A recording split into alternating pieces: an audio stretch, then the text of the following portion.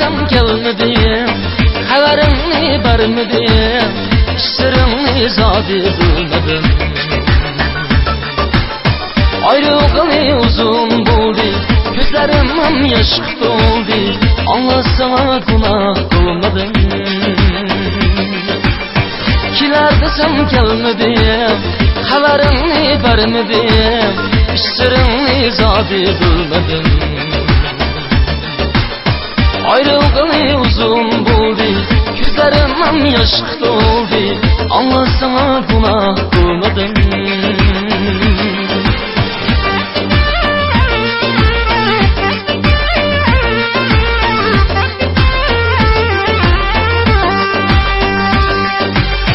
Sen gelmesen arzularım, berbat olar armanlarım, gününü bilmedim bu ya.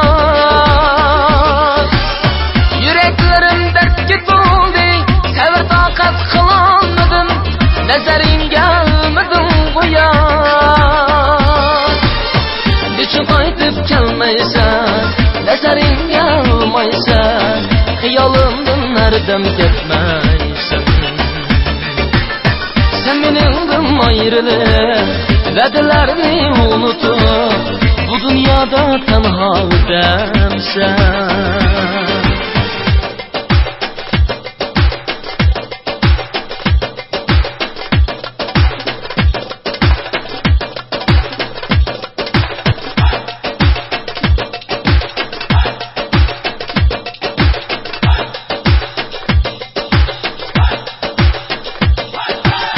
Sen gelmesen köngül gamda, bana dünya haram bolar, gelmezken ketkenmedin ya.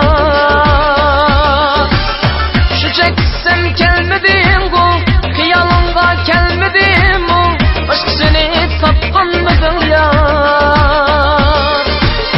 Niçin kaytıp gelmeysen, nazarin gelmeysen, hıyalımdan nereden ketmeysen.